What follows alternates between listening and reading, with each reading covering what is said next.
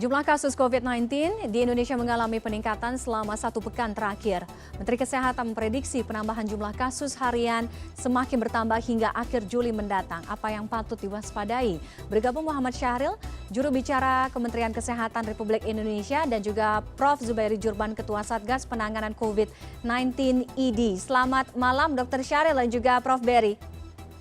Selamat malam Mbak Tiffany, Prof. Zubairi, dan pemirsa semua. Terima kasih Dr. Syahril dan juga Prof. Berry sudah bergabung dengan kami. Saya ke Dr. Syahril dulu.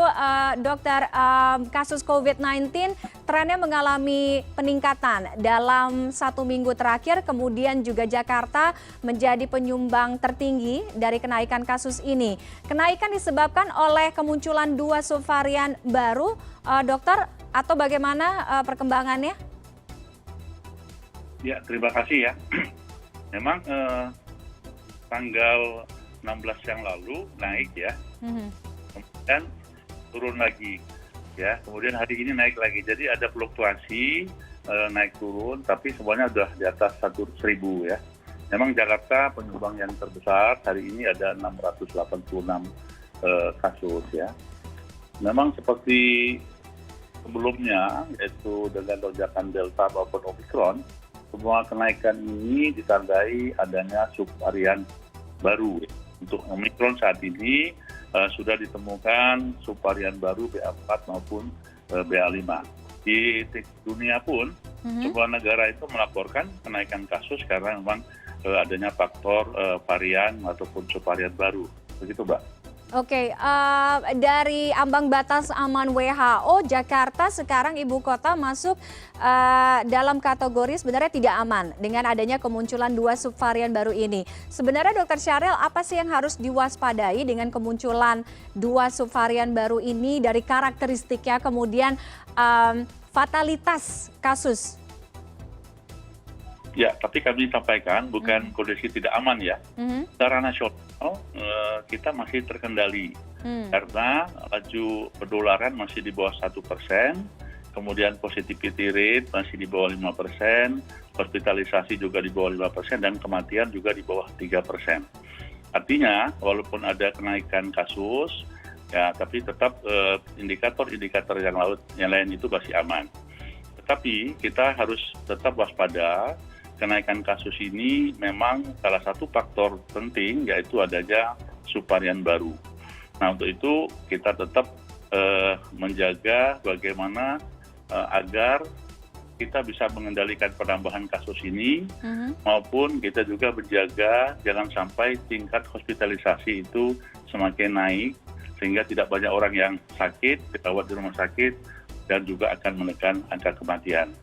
Nah, karakteristik subvarian BA4 dan BA5 ini dilaporkan bahwa tingkat penularannya memang hampir sama atau lebih sedikit dari Omicron sebelumnya.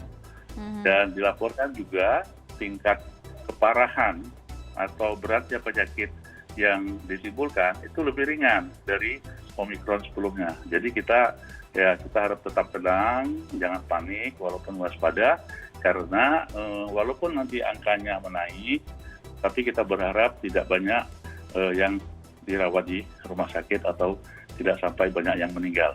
Gitu Mbak Tiffany. Baik, saya ke Prof. Berry. Prof. Berry, kita pernah dihadapkan dengan beberapa gelombang, Omicron, kemudian Delta. Sekarang kita dihadapkan dengan potensi ancaman subvarian baru, BA4 kemudian BA5. Bisakah kita mengendalikan ini walaupun mungkin karakteristiknya lebih ringan, lebih mild, kemudian bagaimana melihat ini, Prof? Ya, saya melihatnya memang ada kemungkinan kenaikan dan adanya lonjakan, namun tidak akan setinggi sebelumnya. Jadi hanya mungkin waktunya lebih lama beredar di Indonesia. Sebagai contoh, misalnya kalau negara lain di luar Afrika itu yang mayoritas BA4, BA5 itu Portugal, sekarang sudah sekitar 87%. Kalau Amerika sedikit di atas 13%.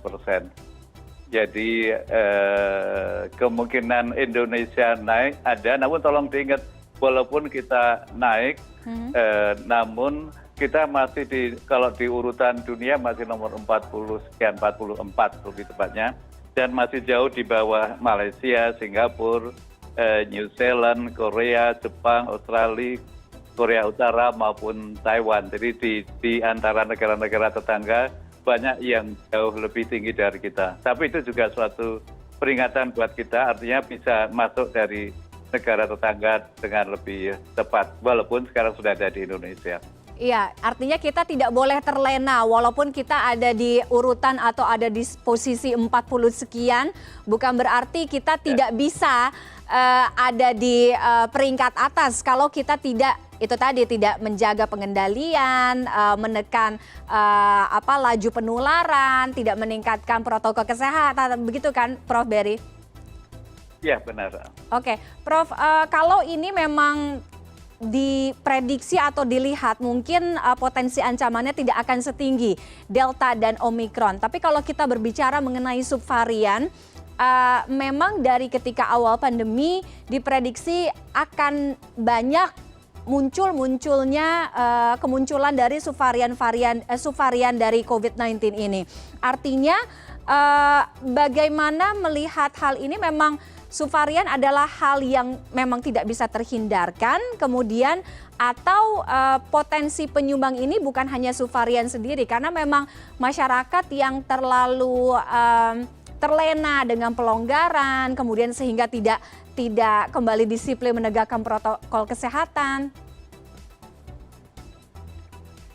Iya, benar. Jadi virus kan makhluk Tuhan yang ingin juga bertahan hidup. Jadi supaya bisa bertahan hidup dan masuk ke tubuh orang, dia harus berubah sifatnya, mutasi, supaya bisa menembus proteksi yang telah diterima oleh manusia setelah vaksinasi. Karena itu dia mutasi, dan akan terus mutasi terus. Dan kemungkinan untuk hilang dari muka bumi nyaris nggak ada. Hanya kita harapkan nantinya mirip-mirip kayak orang batuk pilek biasa, artinya menjadi teman kita, menjadi itu yang bisa terjadi dan diperkirakan akan terjadi. Oke, jadi walaupun dia bermutasi, artinya diprediksi juga gejala yang timbul ini akan semakin ringan, begitu Prof? Iya, sekarang kan memang terbukti lebih bisa dikatakan gejalanya sebagian besar ringan banget. Oke, saya kembali ke Dr. Syahril. Trennya memang mengalami peningkatan. Kalau tadi Prof. Berry sampaikan Indonesia masih cukup aman. Prof. Syahril pun juga dalam pernyataan sebelumnya juga menyatakan Indonesia masih cukup aman, cukup terkendali. Tapi artinya kita tidak boleh lengah. Nah, bagaimana kita mewaspadai hal tersebut sehingga jangan keenakan nanti tiba-tiba muncul gelombang gitu? Saya sedikit menambahkan masalah gejala yang ringan tadi. Itu juga faktor dari imunitas yang ditimbulkan oleh imunitas aktif maupun pasif, terutama dari vaksinasi. Jadi vaksinasi ini adalah suatu upaya untuk menimbulkan antibodi agar lebih mengenali virus yang baru atau subvarian baru, sehingga gejala yang ditimbulkan itu tidak lebih berat. Beda sama alfa dulu, karena kita di alfa itu belum vaksinasi, baru 10% ya. Sehingga ini menjadi suatu kebutuhan penting bagi kita dalam rangka mengendalikan COVID ini. Sehingga walaupun terpapar atau terinfeksi, maka tidak terlalu berat gejala yang ditimbulkan. Nah, kalau tadi pertanyaannya kembali, ya sekarang sama-sama kita sudah bersyukur ya, kita dalam pandemi yang terkendali dengan indikator-indikator tadi. Kewajiban kita adalah mempertahankan ini. Betul kata Pak Prof. Zubairi tadi, selamanya bisa kita pertahankan seperti ini, sehingga suatu saatnya kita bisa hidup berdampingan dengan COVID ini, gitu loh. Karena kalau nanti akan tetap menurun jumlahnya dan semakin sedikit, dan itu tidak bisa hilang di muka bumi, maka kita seperti halnya penyakit yang lain, seperti tuberkulosis, malaria, demam berdarah, kita menjadi endemis dalam hal ini. Oke, Dokter Syahril, kalau dorongan vaksinasi, ya kan ini kan masih menjadi salah satu kunci lah untuk pengendalian kan, untuk membentengi diri itu tadi. Artinya sekarang akan mulai mempertimbangkan juga mendorong untuk booster tambahan kah? Kita saat ini masih memprioritaskan vaksinasi primer 1 dan 2, ya, karena kita masih belum melampaui standar yang disyaratkan oleh WHO 70%. Jadi ini kita harus kejar dulu bersama-sama. Yang kedua juga booster yang pertama ini atau vaksin ketiga itu pun kita masih 24%-an. Padahal kita harusnya juga lebih dari 50%. Jadi prioritas saat ini adalah menaikkan cakupan vaksinasi primer dan juga meningkatkan cakupan vaksinasi booster. Nah, untuk yang disampaikan Mbak Tiffany tadi, tentu saja itu akan menjadi pertimbangan kita manakala prioritas yang pertama ini sudah kita kerjakan dan kita lampaui. Oke, Prof. Berry, terkait dengan dorongan untuk vaksinasi booster, kalau tadi Dr. Syahril menyampaikan bahwa target untuk vaksinasi primernya saja 1 ke 2 masih belum mencapai, kemudian boosternya pun atau vaksinasi ketiganya pun belum. Tapi sebenarnya dengan adanya booster tambahan ini bisa menjadi shield terluar lah sekarang, pelindung terluar sekarang untuk menangkal subvarian dan juga pengendalian COVID. Tanggapan Anda seperti apa, Prof. Berry? Iya, benar bahwa khususnya yang usia lanjut belum mencapai 70%, namun kalau yang muda dan dewasa sudah. Nah, untuk yang memang 24%, targetnya memang secepat mungkin. Nah, untuk yang keempat, artinya booster 2 kali itu beberapa penelitian di Israel maupun di Amerika menunjukkan ada manfaatnya. Jadi apakah boleh, tentu saja boleh untuk booster 1 kali dan booster 2 kali. Apakah itu program? Nah, kan pemerintah kan ingin pertama melindungi masyarakat secara keseluruhan. Jadi memang tepat sekali prioritas pertama tentu yang 2 kali dulu segera tercapai, kemudian baru booster pertama banyak mungkin, baru kemudian booster kedua. Namun kalau sebagai individu mau melakukan booster 2 kali apakah bermanfaat? Mungkin bermanfaat, jadi diduga kekebalan booster kedua itu bisa mulai berkurang setelah 6 bulan. Namun karena risiko penularan di luar ini cukup tinggi, maka kita harapkan juga kekebalan bukan dari vaksin namun dari infeksi. Jadi kita harapkan memang jangka panjang gejala-gejalanya akan ringan dan makin ringan. Namun risiko tertular tetap ada dan sedikit meningkat. Dokter Syahril, kalau kekebalan itu potensinya berkurang setelah 6 bulan dan banyak sekali sekarang masyarakat sebenarnya yang sudah melakukan booster ketiga atau vaksin ketiga dan juga sudah mendekati 6 bulan atau mungkin lebih dari 6 bulan. Artinya harus terus dikejar booster kedua atau vaksinasi keempat ini. Nah, bagaimana untuk menggenjot ini, Dr. Syahril? Ya, seperti halnya prioritas kita yang lalu.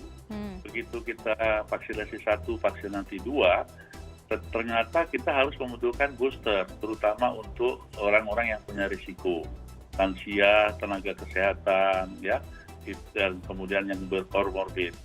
Nah, itu yang menjadi prioritas, sehingga adanya booster yang pertama kemarin atau yang saat ini vaksinasi ketiga itu adalah karena memang adanya suatu faktor risiko yang harus kita lindungi. Nah, kembali ke tadi, karena kita harus melindungi seluruh rakyat Indonesia dan ini menjadi program nasional, maka ya kita harus prioritas karena memang semuanya punya keterbatasan. Nah, tentu saja untuk yang booster kedua yang disampaikan oleh Mbak Tiffany tadi, karena sudah lebih dari 6 bulan dan membutuhkan tambahan agar kadar ataupun kemampuan antibodi itu semakin meningkat, ini menjadi suatu pertimbangan bagi kita untuk direkomendasikan program ini selanjutnya, gitu, Pak. Baik, baik. Kita akan tunggu bagaimana perkembangannya. Mudah-mudahan memang angka COVID-nya bisa semakin terkendali, tetap terkendali walaupun dengan kemunculan subvarian baru. Kalau tadi Prof. Berry menyatakan, ya mutasi akan terus ada dan kita memang dituntut untuk hidup berdampingan dengan COVID-19. Tapi paling tidak kita sudah punya pelindung yang bisa membentengi diri kita dari itu semua. Terima kasih Dr. Syahril dan juga Prof. Berry sudah bergabung dengan CNN Indonesia Connected malam hari ini. Selamat malam, sehat selalu. Selamat malam. Terima kasih, selamat malam.